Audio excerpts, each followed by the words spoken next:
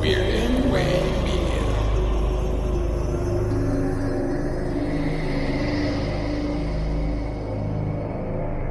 Hello, Twisted Humans. Do you find yourself wanting to know more about the latest murder, conspiracy, cult, or haunting? Then this is the podcast for you. I'm Alicia. And I'm Sierra, and this is Twisted and Uncorked.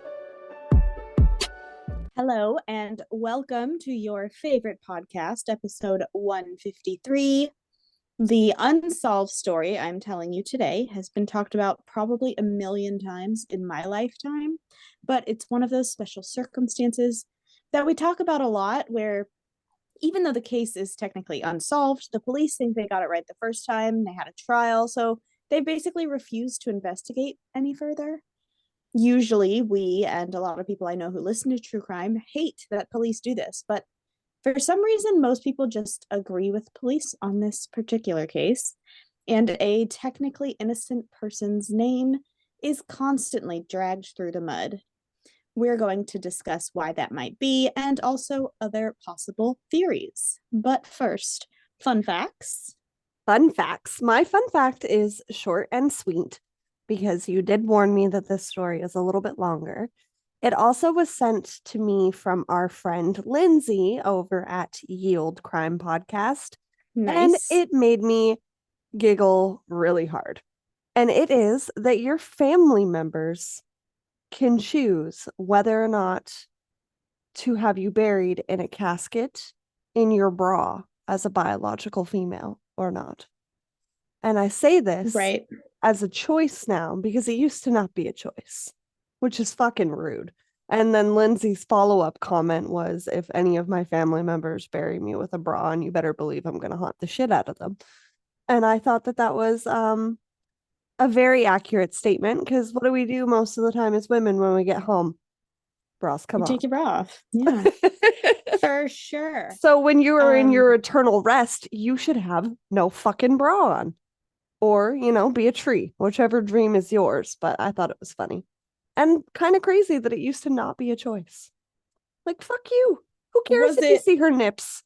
Okay. So not a choice and they had to.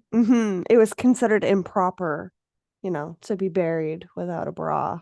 You know, once upon a time, bras didn't exist. True. So, like, leave us the fuck alone, okay? And shout out Lindsay. Do you have a fun fact for me? I do. I found this thing. It's kind of a bunch of fun facts. It's like this little meme thing that just says a whole bunch of weird stuff about Norway. Okay, I'm just going to read it, okay? Okay. Firstly, there are only 5 million people who live in Norway. Only, right? But compared to America, where there's like 300 something million, right? Mm-hmm. There's only 5 million in Norway. Mm-hmm.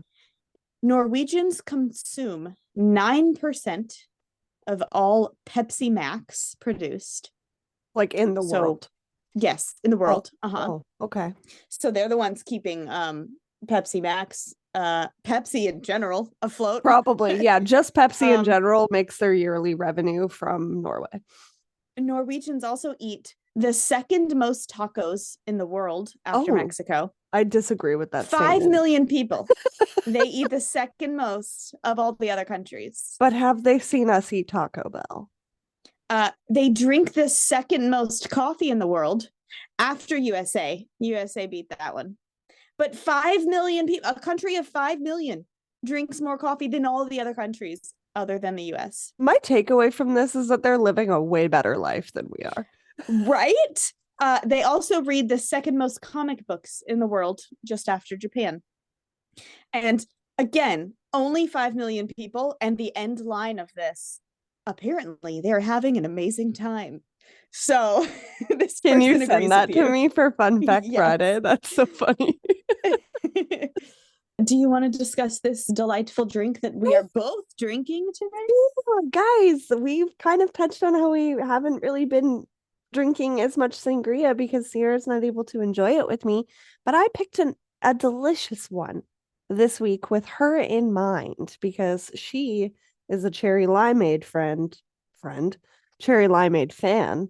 And Stan, I would say. Okay. Yeah, true. Fucking love it. And we are on red wine this week, confusingly, because I decided to switch it. So it worked out perfectly because she just got a case of her favorite wine and a favorite drink. Who could say no? This contains red wine of choice.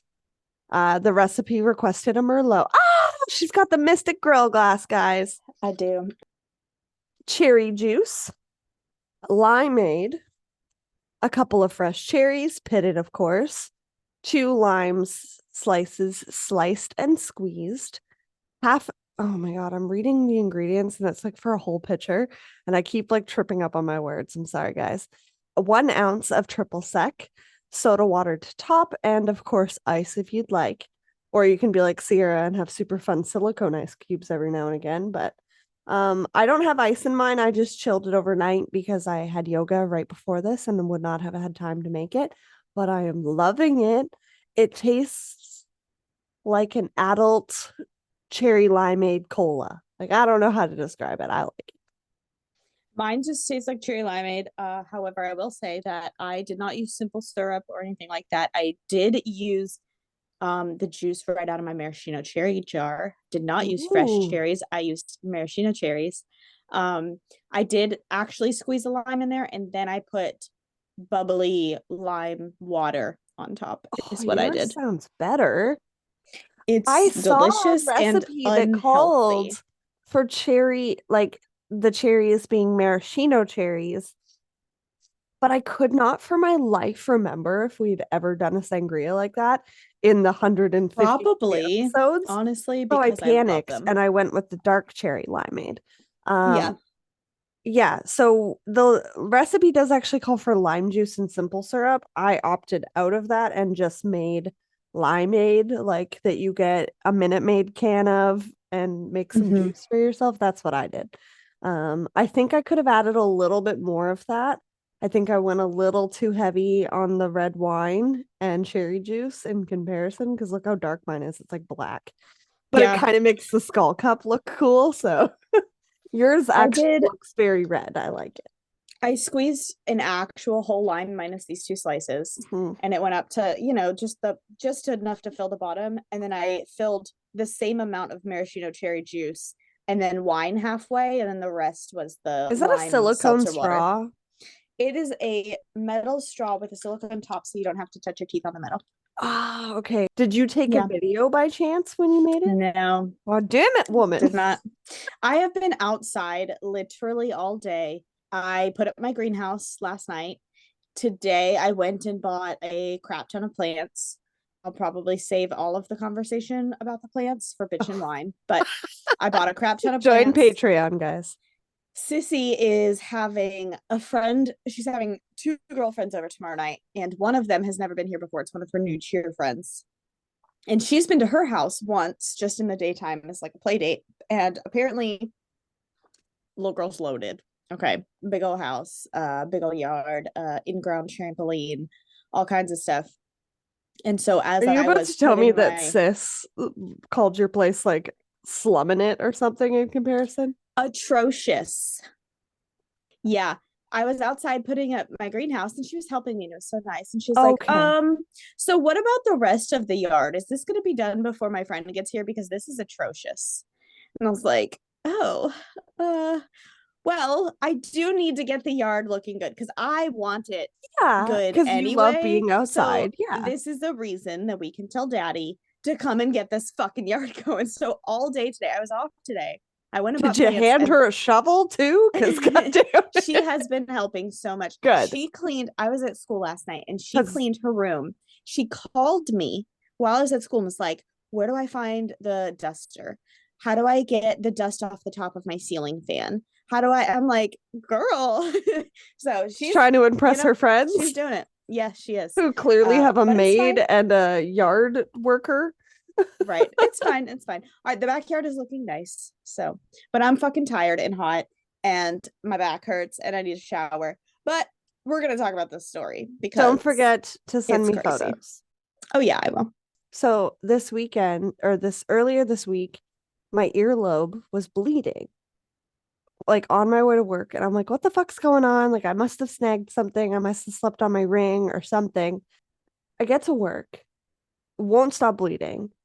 Robin, my friend, coworker, checks it for me, and she's like, there are 2 puncture holes at the bottom of your ear, like a spider bite. And I said, What? bitch, what? And she said, it looks I like don't a like spider that. bite. She took a photo of it and she showed it to me. And I was like, oh my God, that does look like a spider bite. And I recently saw a TikTok video.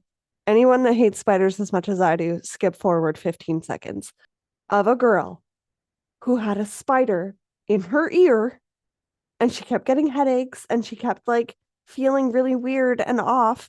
And her doctor looked inside her ear and there was a full ass spider in there, and they had to like pull it out of her ear. So not only do I maybe have a spider bite on the bottom of my earlobe, but now I'm worried that I have a spider in my ear. Well, I'm sorry that you feel that way. This is not going to make you feel any better. Kelsey works at an ear, nose, throat doctor, and she said you would be surprised how many times people come in with bugs in their ear. All the time. All the time. The most normal seeming, high class, rich people, just bugs get in there. They like it. So, yeah. Let's end this conversation. Sorry for the off the rails information. If you want more, join Patreon, because this is exactly what we do on Bitch and Wine. Anyway, before we get into today's story, we're gonna take a break to hear a promo from our friends at Like Mother Like Murder. Today, I am going to cover the case of Nicole Brown Simpson and Ronald Goldman. And before you turn this off, because you already think it's solved and you know OJ did it, just hear me out. I promise you, I am not an OJ stan. He is, or I guess was, a very bad man who did very bad things, and his guilt is definitely a theory that I will propose and elaborate on, but a theory is all that it can be because he is considered innocent until proven guilty, and he was not proven guilty. This is technically still an unsolved case, and so we're going to discuss other possible theories as well. Nicole Brown was born on May 19th, 1959 in Frankfurt, West Germany. She had a large family, 5 sisters and a brother, but it was a bit of a split family. So most of the time it was just her and 3 sisters. So most of the time it was just her and 3 sisters, her German mom and her American dad.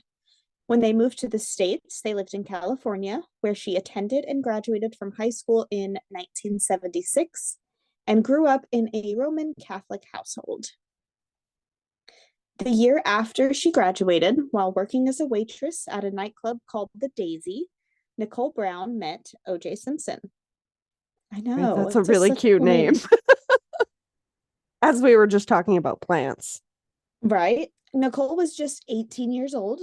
OJ was 30, married, a father, and had a baby on the way. He was a disgusting man who I was would gonna say probably this be feels very considered problematic. a predator today. But to young Nicole, he was an interesting older guy who was sweet on her and paid her attention, and they started seeing each other. For 2 years while dating, OJ was still married to his first wife, but he did finally divorce her in March of 1979. It was this same year that his youngest child, not yet 2 years old, died by accidental drowning, and he retired from professional football with the NFL. So, like, a fucking lot is going on. No kidding. Not a great time to be dating a child. But Nicole is the important one here. I can only Absolutely. imagine that she felt something like the other woman all this time, planning to stop seeing this man, but he'd probably just sway her back into his good graces by saying she was going to be his wife. I'm sorry, by saying he was going to leave his wife for her. And so when he finally did, Nicole probably let her guard completely down. She probably thought she could trust him now. He did what he said he'd do. She must have been thinking that he must have really loved her. Unfortunately, they had a tumultuous relationship. In 1985, Nicole and OJ finally married. Nicole was 26, OJ was 38. They wasted no time at starting a family of their own. Just 8 months after their wedding, their first child, a baby girl, Sydney Brooke, was born. And 3 years after that, in 1988, they welcomed their son, Justin Ryan, into the world. At this point, OJ now has 5 children, just so we're keeping the math straight. Okay, I was getting confused. The maths straight. Yeah, he has newborn Justin, 3-year-old Sydney, late Aaron, who did not survive to 2 years old, 18-year-old Jason, and 20-year-old Arnell. Nicole was a wonderful mother, known to always put her children first. And more than that, she put everyone ahead of herself. Aww. She was described by those that loved her as a beautiful beacon of light that loved to have fun and lived a bright, shining life. Aw. But despite her shiny, happy appearance, she was dealing with a lot at home. There were multiple reports of arguing, fighting, and domestic abuse. In at least one instance of domestic abuse, OJ was arrested and pleaded no contest, basically admitting guilt. But Nicole eventually dropped the charges. Like many times in the past, she forgave him. They moved on. He had swayed her again. According to rumors, this is just rumors, but I'm going to give you the information. Mhm. It wasn't just OJ that was swaying her. Even Nicole's parents talked her into reconciling with OJ on at least one occasion. He was good for her, good for them, their family. He had a lot of money and could help them live better lives. Mm. They were reportedly, as in the newspaper, quote unquote, dazzled by his fame and their relation to it. But after 7 years of marriage, of arguing, of fighting, and cheating, enough was enough for Nicole. In February of 1992, she filed for divorce. Even after the divorce was finalized, though, she gave it one more try. So they got divorced, and then she got back with him again. And this time it ended in a fight so violent that Nicole called 911 crying, saying that OJ was, quote, going to beat the shit out of me, end quote. Now, I will say I read the entire transcript of this conversation. And while she did say that, and probably believed it, she also was she seemed annoyed more than scared. Like, here we fucking go again. You know what I mean? Like, she was, during the conversation with the police officer or the dispatcher, she's literally in a room with OJ. They're fighting, arguing back and forth. OJ's accusing her of cheating, whatever. But all of this, the dispatcher can hear, and it's all recorded. It's all part of evidence. You can hear everything. Okay. He's yelling at her. She's yelling at him. She's telling the dispatcher, I just want a police officer to come and take him out of my house. My kids are upstairs. Like, he just needs to go. He's being too loud. He's gonna hit me again. I know he is. But it wasn't an unsafe situation. It didn't feel, and maybe, you know, I haven't been in a domestic violence situation. It didn't feel like she was scared for her life, just that she was tired of getting beat up. Based on what I read, I don't feel like these were the words of someone that were like, oh my God, he's going to beat me to death, but of someone that was like, I'm just tired of this. I'm tired of getting hurt. I just want him to go. Either way, it's still a fucking problem, and OJ sucks. She continued to live in their shared home with him for a few months, and things for the most part seemed amicable after the fight. So they fought, they got it over with. I don't know if the police did end up coming, but I don't know if she ended up pressing charges or anything. After this, they just started kind of co-parenting. Nicole finally did move out on her own. They were figuring out life without each other, co-parenting. He was seeing other people. And Nicole even allowed OJ's older children with his first wife visits with just her and her 2 kids. They're half siblings. Everything was fine. Aww. Until it wasn't. On June 12th, 1994, Nicole and her family, including at least her mother, sister, and 2 children. And when I say 2 children, I do mean 2 children. I don't know if they were her 2 children. Some people report it was her 2 children. Some people report it was her daughter and her daughter's friend. Anyway, They all went out to dinner and then for ice cream. I believe there was a recital that day for her daughter, which is why the daughter's friend might have been there. But Nicole's sister described this as a celebratory night. Nicole was finally getting herself together after her divorce, finally moving on, finally preparing for the next phase of her life. Unfortunately, it was the last night of Nicole's life. It's so sad.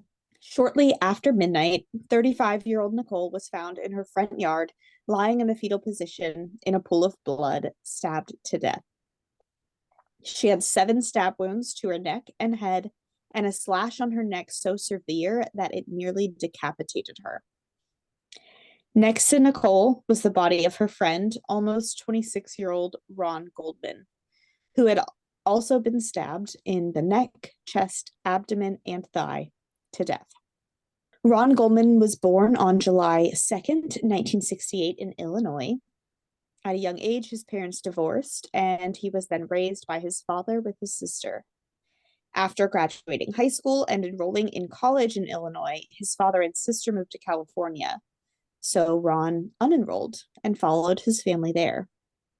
He did take a few college classes and did some studying in California, but he was living on his own, even though he followed his dad there. And so he mainly pursued money-making endeavors.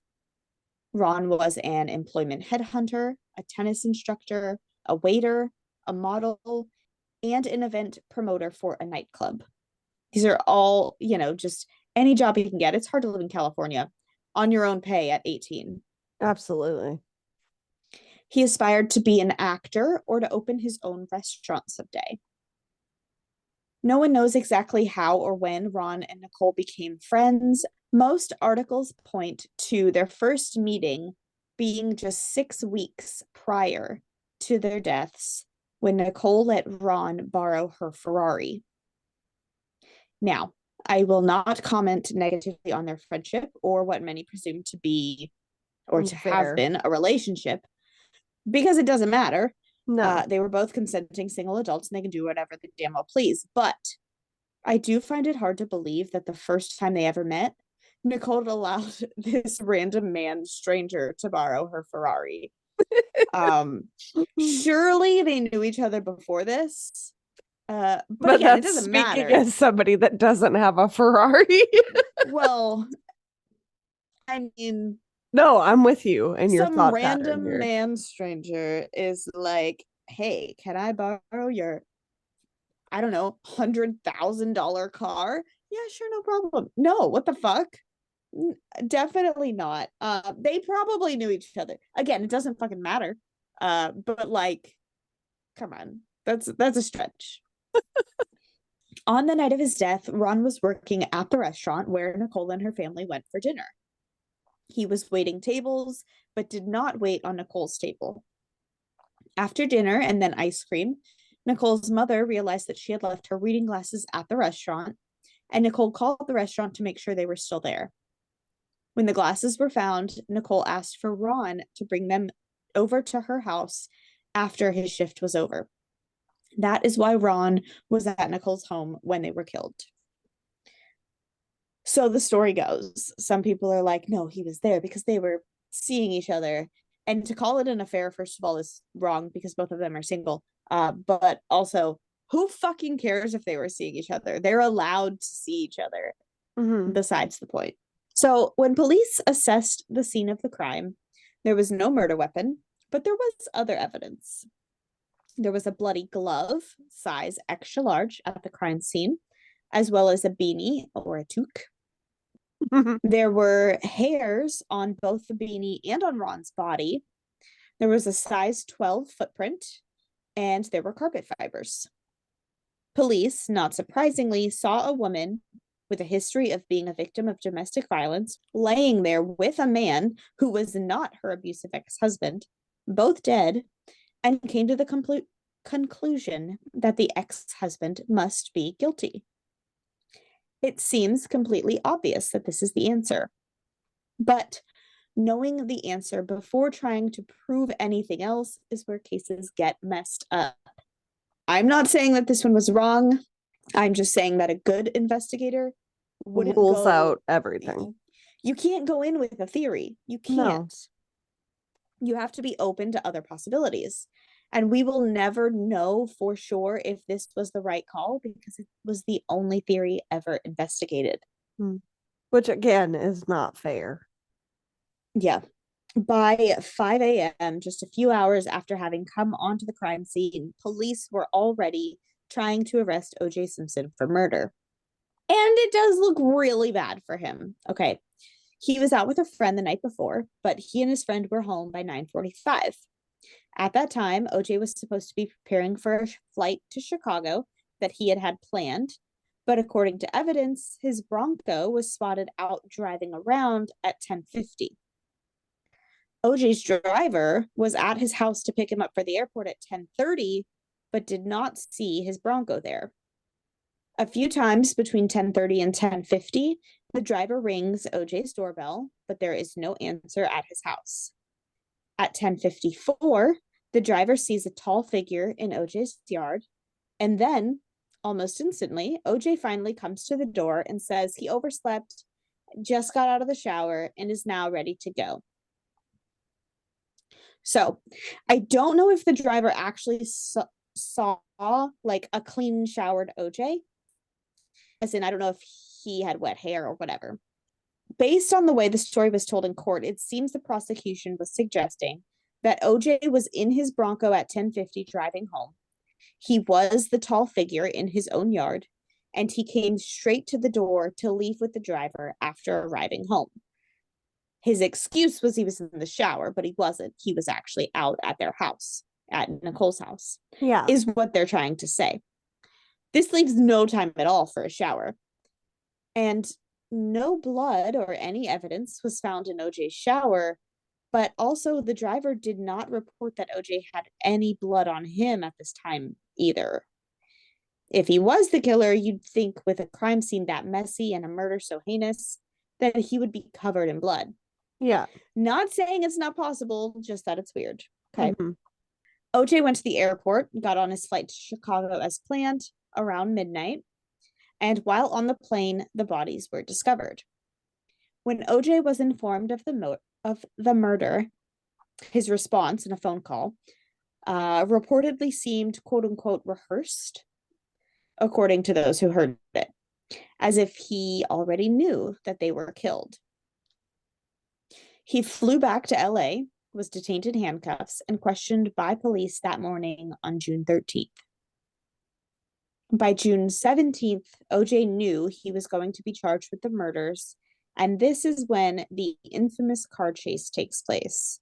OJ wrote what seemed to be a suicide letter before leaving his friend Robert Kardashian's house into his Bronco with his friend AC Cowlings. And we'll probably never really know what was discussed in that car ride during the extremely slow-paced car quote-unquote chase. Okay. But we do know exactly what was in the suicide letter. I'm not going to read all of it. The link can be found with my sources, but I will read some of it. It starts, "To whom it may concern. First, everyone understand I have nothing to do with Nicole's murder. I loved her, always have, and always will. If we had a problem, it's because I loved her so much.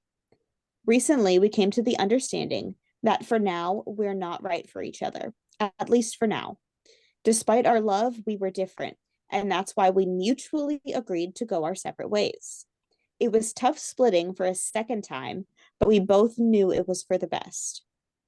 Inside, I had no doubt that in the future, we would be close as friends or more. Unlike what has been written in the press, Nicole and I had a great relationship for most of our lives together. Like all long-term relationships, we had a few downs and ups. I took the heat New Year's 1989 because that's what I was supposed to do. I did not plead no contest for any other reason but to protect our privacy, and was advised it would end the press hype. I don't want to belabor knocking the press, but I can't believe what is being said. Most of it is totally made up. I know you have a job to do, but as a last wish, please, please, please leave my children in peace. Their lives will be tough enough." End quote. Then he goes on to talk about some of his friends and how he's grateful to have known them, blah, blah, blah. And then he adds, quote, I think of my life and feel I've done most of the right things. With the outcome, people will look and point. I can't take that. I can't subject my children to that. This way they can move on and go on with their lives. Please, if I've done anything worthwhile in my life, let my kids live in peace from you, press. End quote. Then he reiterates a little more about his love for Nicole and ends it by saying, don't feel sorry for me. I've had a great life, great friends. Please think of the real OJ and not this lost person. Thank you for making my life special. I hope I helped yours. Peace and love, OJ. Obviously, we know he did not complete suicide. Instead, he rode in that car all the way back to his home with police following him, and when he arrived, he was arrested for murder. While awaiting the trial, police tested more evidence. They found that the hairs on the beanie and on Ron are consistent with OJ's. The matching glove from the one found at the scene of the crime was found on OJ's property. The fibers at the scene match the carpeting of OJ's Bronco. The shoe print is the same size and type as a pair that OJ owns. And there's another footprint in his Bronco. There is some blood in the Bronco from the crime scene. There is some blood at OJ's house that is from the crime scene. There is blood from the crime scene on a pair of socks at OJ's house. There's blood from the crime scene in OJ's driveway. And there is blood at the scene of the crime that is the same type as OJ's, which only 0.5% of other people would have. So jumping to conclusions is never good, but this seems like an open and shut case, right? Why is it unsolved? OJ was acquitted of the murder at trial, allegedly because of the famous slogan that his lawyers adopted. If the glove doesn't fit, you must acquit. The glove didn't fit. It apparently wasn't OJ's glove. But then whose glove could it have been? We'll come back to that. First, we're going to talk about the other probably real reason why OJ was acquitted. This trial happened in 1994. In 1992, this happened in 1994 in Los Angeles. In 1992 in Los Angeles, a trial for 4 police officers who were acquitted of their crimes sparked a 6-day riot. The crimes they committed were police brutality against a Black man named Rodney King. Rodney King and 2 friends Can we were just driving pause home. for a quick second? Why has the world not fucking changed from 1994 to today? Continue. Sorry, that just. Rodney King and 2 friends were driving home after having been out drinking.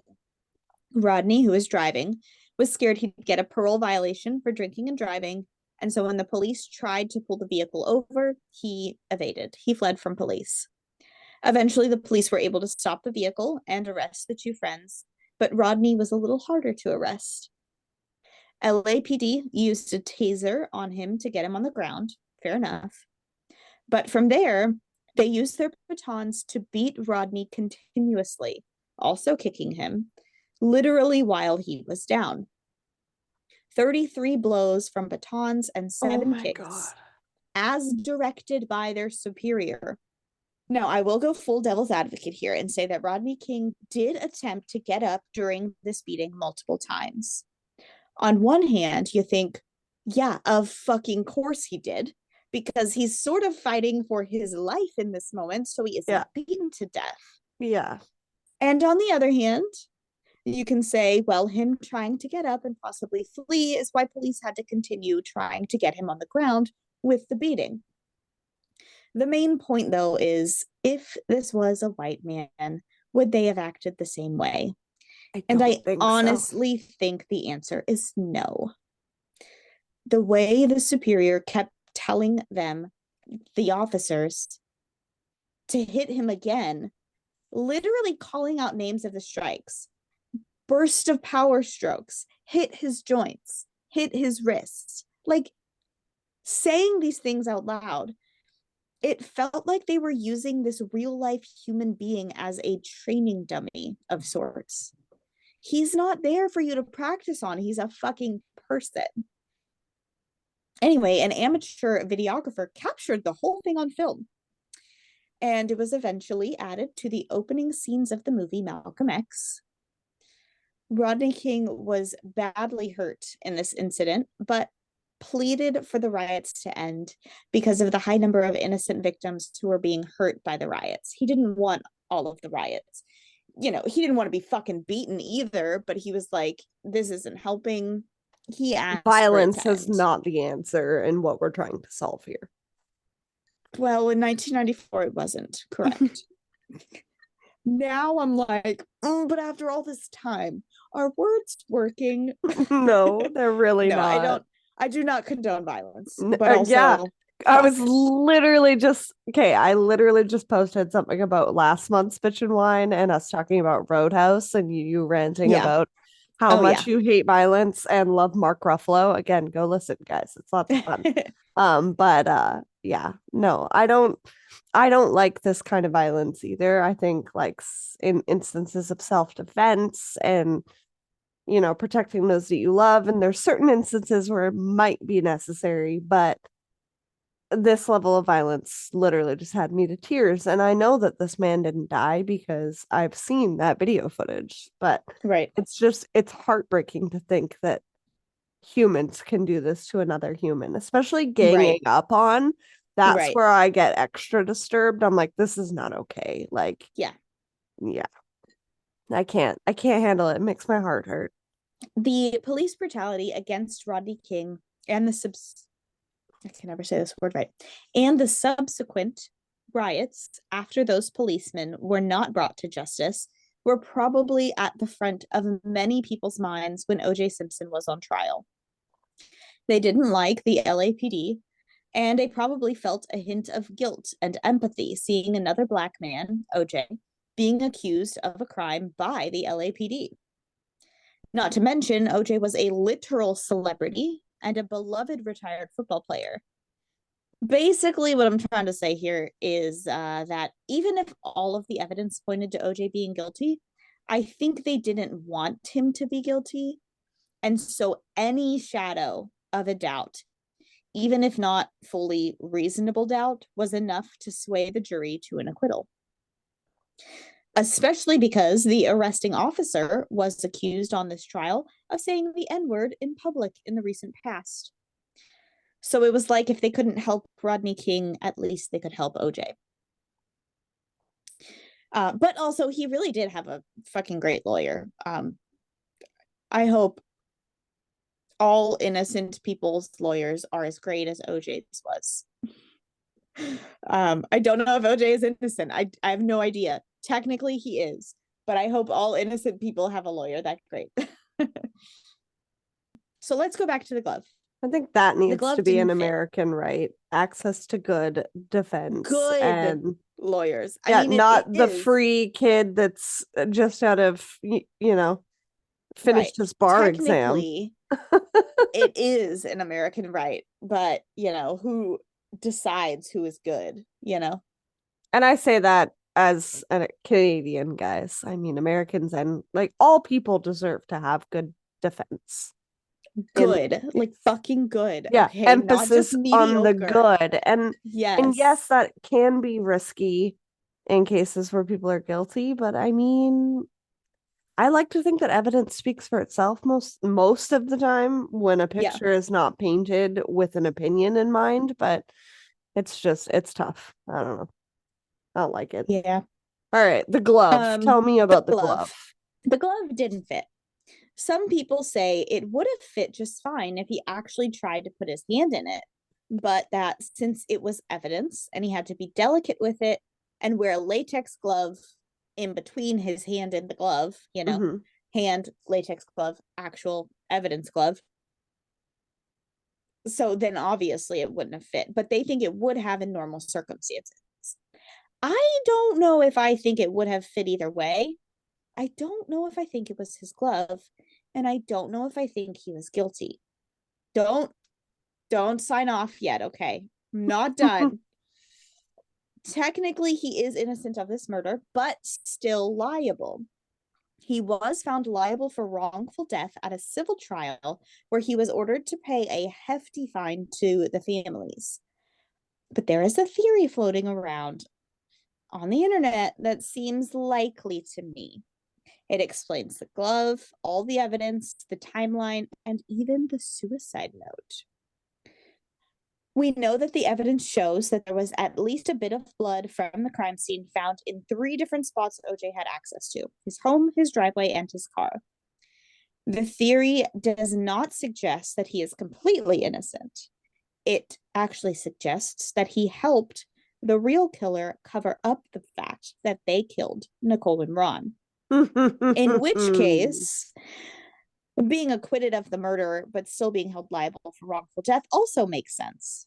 So, I feel like it was a good outcome either way, if he actually paid back all the money, but he didn't, so he's still a shitty person. Anyway, let me get into the theory.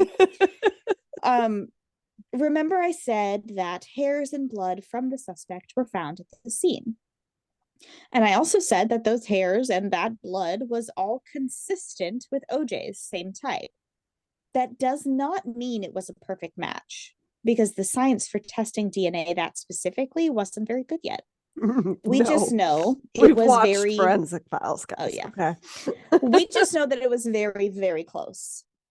Whose DNA and hair could be so similar to OJ's that it gets confused as his? A sibling, a family member, a child.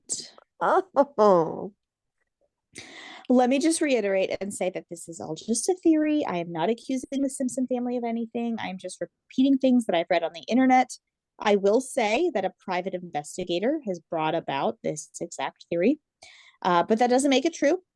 Also, a college law class at a university came to the same conclusion of believing this theory. But again, just a theory, okay? I'm not, as OJ said, leave his children alone. Yep, he said that in a suicide note like 3 times. Did you notice? Leave my children alone. I did notice. So, okay.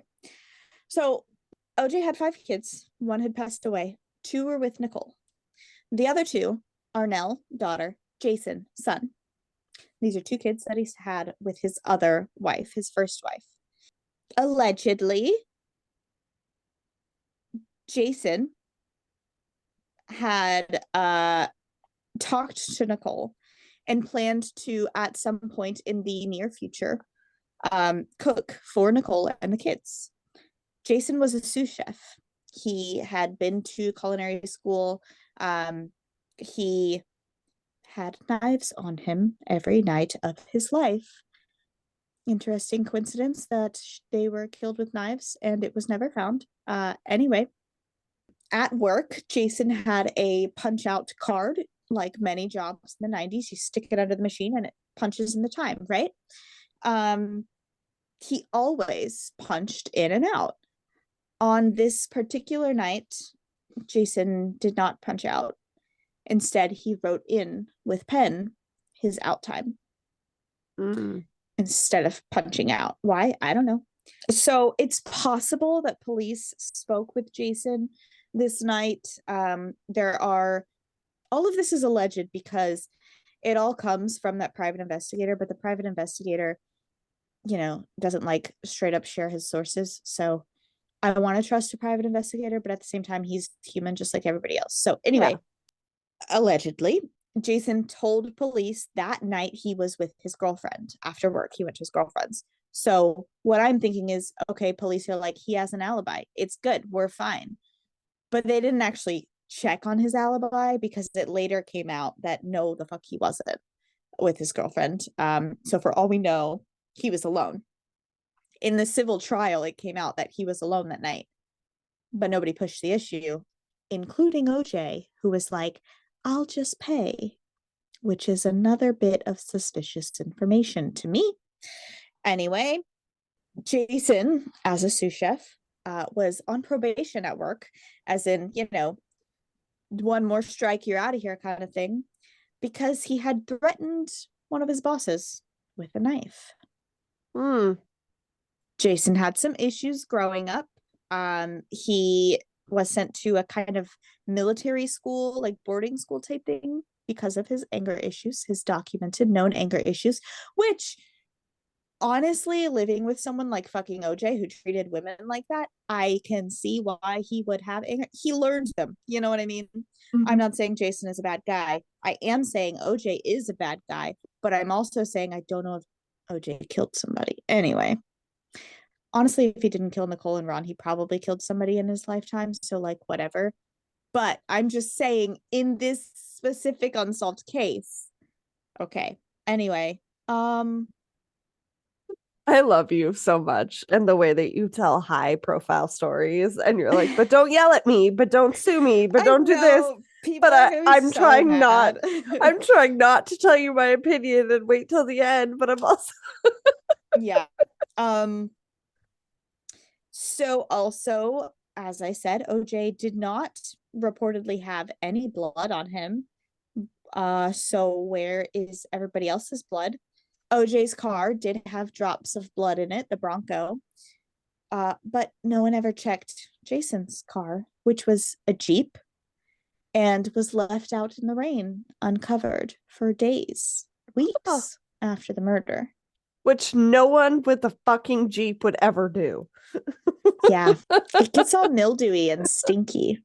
Yeah, nobody wants that. Nobody wants that. Actually, we do that when we've just gone mudding and we want the mud to wash off. That's different. So that's different. What are we washing off? The theory here is Jason was upset. Firstly, either because he hadn't made the dinner and he planned to that night, like she decided to go out to dinner instead, like, why did you blow me off? I was supposed to make you dinner. Okay. Mm-hmm. Secondly, that he got there and found Nicole, stepmom-ish, with another man. Mm-hmm. Even if they were just talking, whatever, this woman is still here are the keys to my Ferrari. But this woman is still, the person that he had seen his dad with. He had seen his dad fight with. He had seen his dad accused of being a cheater. So in a way, it would be like imposing OJ's anger through him. He's mad for his dad. Correct me if I'm wrong. Was he was 24 at the time, right? Jason was at the time of the murders. Yes. Look at me getting math correct. Okay. Yes. Okay. Sorry. Mathing. I mean, nearly the same age as the man he just found with his stepmom. She was friends with this younger man. She was not already much way younger. Too close. Yeah, I was gonna say. With I'll bet Jason not much younger. Yeah. Yeah. Yeah, because OJ had the younger woman. But anyway, in this theory, Jason goes over there. He has his chef knives in his car with him because he's a fucking chef. He is angry either that she, ditched him. He didn't get to see his siblings, or that now there's this man coming up to her house and it's not his dad. They start to argue.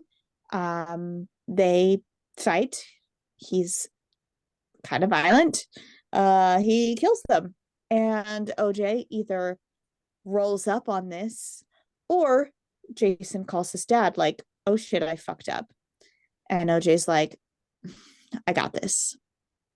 And he comes there and he tries to help him clean it up, and he misses some things. And then this is why it's weird. Okay, first of all, I don't think OJ would ever take the heat for anyone other than his own children. Who would? But also, he fully intended to die. He wrote this suicide letter intending to be like, you know what, everyone thinks I did it. Good. Leave my fucking kids alone. let me die with them thinking it was me. It's fine, right? And then his lawyer is like, but you didn't fucking do it. I can get you off. And OJ's like, okay, if you can get me off without bringing up my son. And so that's where it gets so interesting to me, because OJ never tried to claim someone else did it. OJ never said this was my alibi. OJ never, there was no, he wasn't denying it. He just also wasn't admitting it. He would rather die or go to prison than have someone look into his children, is what my theory is, based on their theory. This private detective and the law class from whatever university that I can't think of the name of right now, they all think the same thing, and I'm there. But again, OJ is a shitty, terrible human. Even if this is the case, I guess he's a good dad, but at the same time, if my kid kills somebody, sorry, you're going to jail. Okay, that's how justice works. Yeah, don't be like Paul Flores's parents in the Kristen Smart case. Okay, peeps. Yeah. So I mean, be dad, like Brian Cohen Jr.'s parents and call the police when you find a head in their closet. Okay. Anyway, like I said, OJ's a shitty person. Theories suggest the apple doesn't fall far from the tree, but I don't fucking know. I have no idea. I'm not going to claim that. Theories, that's all. I think they're pretty good, but I don't fucking know anything. I do know that OJ pleaded for the press to leave his children alone. I also know that if you Google, where are OJ Simpson's children now? 2 of them, the 2 he had with Nicole, are both real estate agents living in Florida, and they're doing well. His oldest daughter, Arnell, is, I don't remember, doing great. Jason has not been heard from since the murder. He kind of fell off the map after that. That seems suspicious. I don't know anything. I do know that OJ Simpson wrote a book called If I Did It. I think it's possible that he wrote this because he heard that there was a detective snooping around, or a private detective snooping around about his son. And he was like, you know what? Let me take the heat off. I will also say the book is called If I Did It, Confessions of a Killer. OJ did not title it that.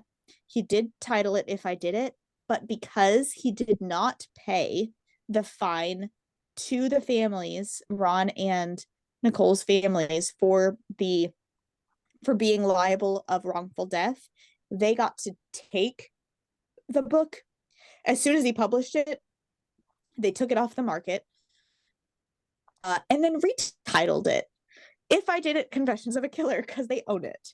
So they did that, and that's kind of funny, whether or not in my that's opinion. the right move.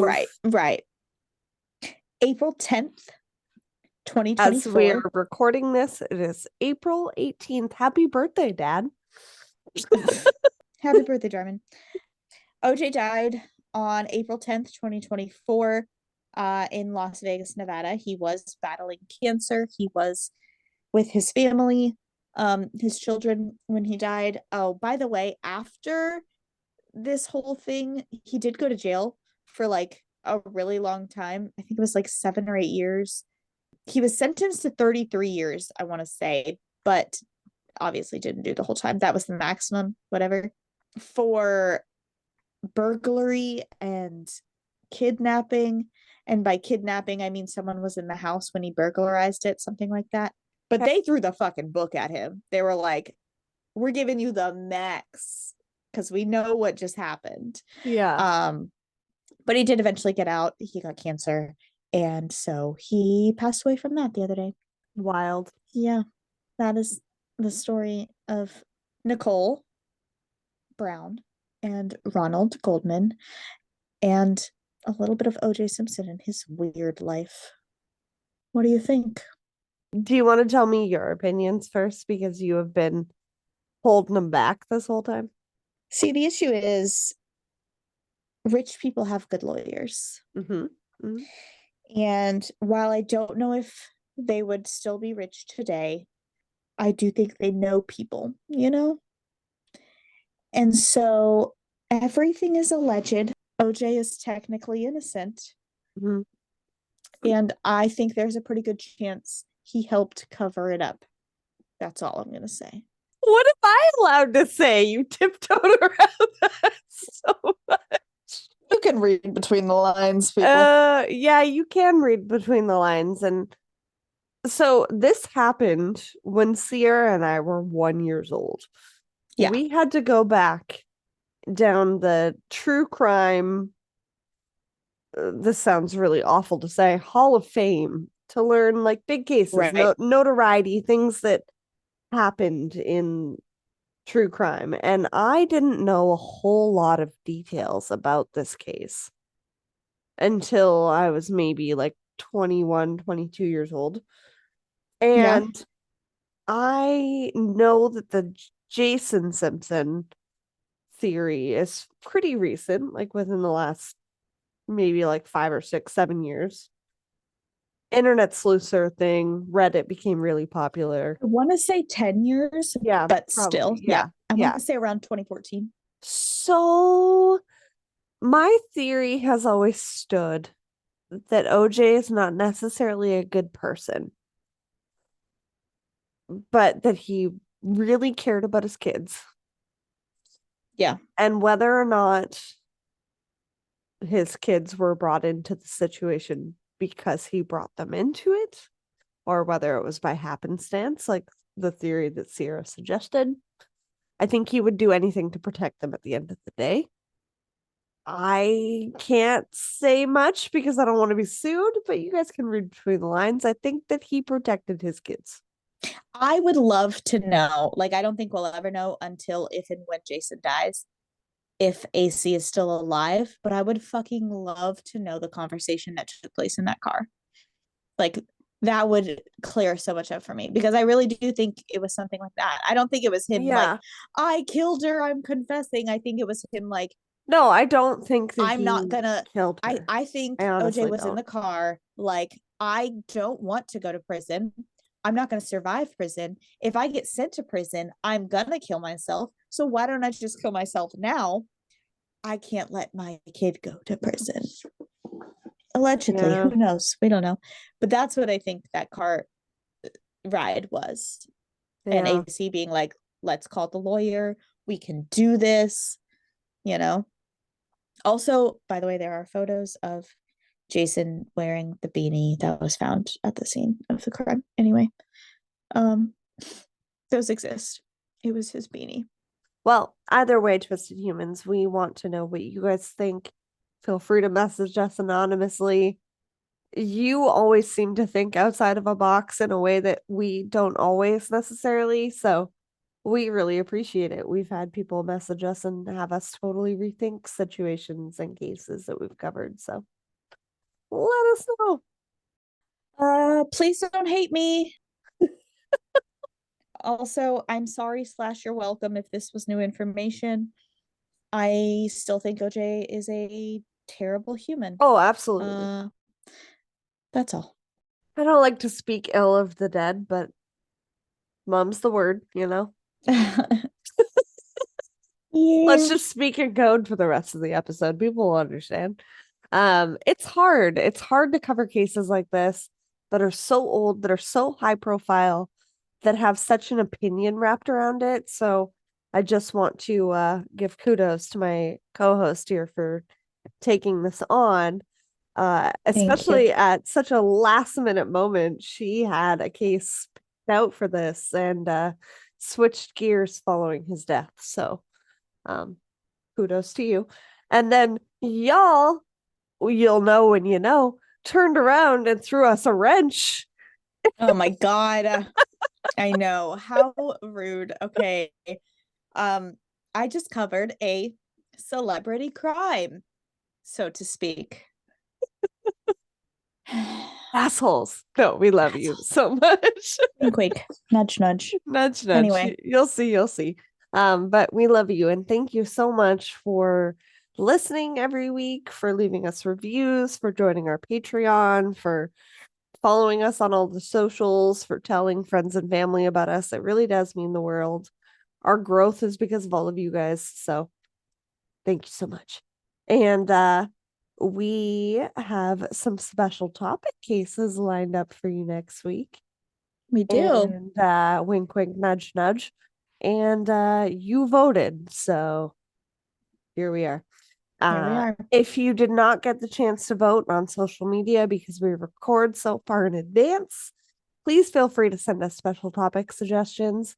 I know that many of our listeners do not have us on social media and they're like, what the hell?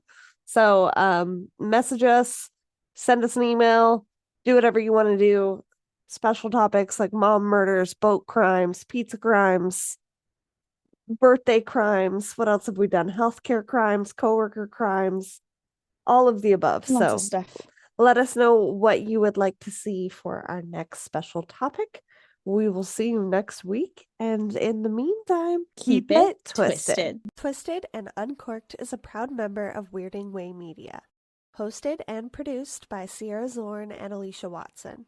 If you like the show, don't forget to leave a 5-star rating and review wherever you are listening now. It really is the best way to spread the word.